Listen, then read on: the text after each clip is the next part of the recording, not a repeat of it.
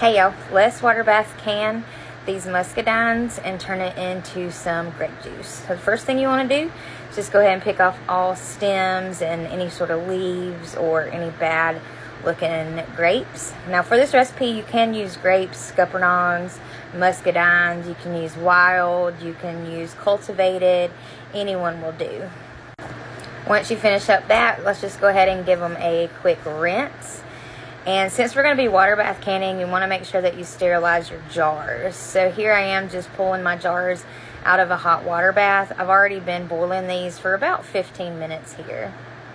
I went ahead and measured out 1 cup of muscadines just to see what it looked like in the jar. I think that would be enough if that's all you had, but of course the more the better. So it probably ended up being about 1.5 to maybe 1 3/4 cup that I used in each of my quart jars. I'm using 1/2 cup of sugar in each quart jar.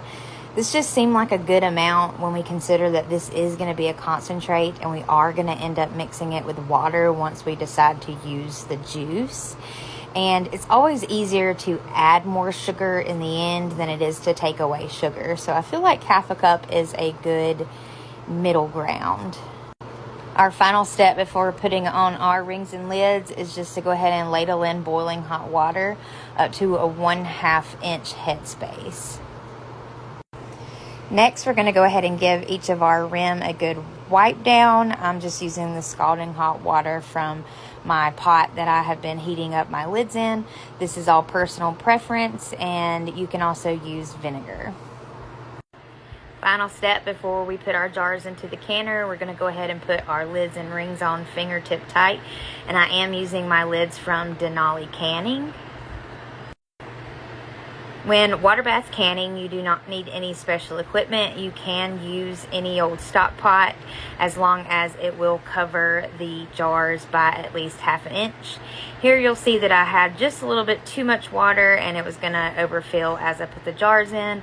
So I'm just taking an extra pot and just pulling out any extra water.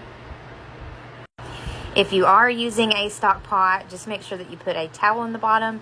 This just prevents any jars from hitting each other and cracking. So we're going to go ahead and process these for 25 minutes. Once that 25 minutes is up, I'm going to shut my canner off, let it sit for just a few minutes, and then we're going to remove them and put them on our counter. I like to let my jars sit overnight, and in the morning I do a seal check. I wipe all the jars down, label them, and then put them away.